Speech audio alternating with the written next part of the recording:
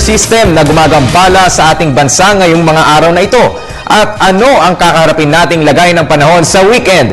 Puntahan natin si Amor La Rosa sa Pag-asa DOST para sa pinakahuling ulat panahon live. Amor? Salamat, Ralph. Magandang gabi, Pilipinas. Live mula dito sa Pag-asa Weather and Flood Forecasting Center. Ito na po ang latest sa lagay ng panahon. Umiiral pa rin ang IPCZO Intertropical Convergence Zone na nakakaapekto po ngayon sa Visayas at sa Mindanao.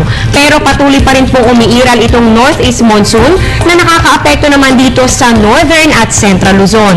Dahil dito ang Bicol Region, Visayas at Mindanao ay magiging maulap na may light to moderate rains or thunderstorms.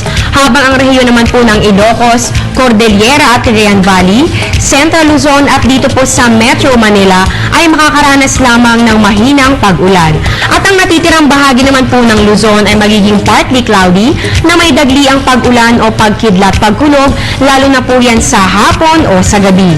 Ayon naman po kay Mr. Hener Kitlong ng Pag-asa, ito pong nakikita po natin dito sa may bahaging silangan ng Philippine Area of Responsibility ay may posibilidad na maging isang low pressure area at pumasok sa ating bansa maaaring sa araw po ng linggo. Dagdag pa niya may dalawang bagyo pa po tayong inaasahang papasok sa bansa ngayong buwan ng Nobyembre.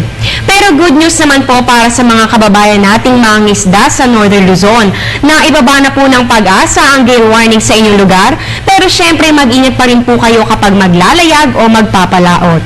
At yan ang latest mula dito sa Pag-asa, manatitok sa Panahon TV Express, kung saan walang pinipiling panahon ang pagbibigay impormasyon. Ako po si Amor La Rosa, magandang gabi, back to studio. Maraming salamat, Amor La Rosa.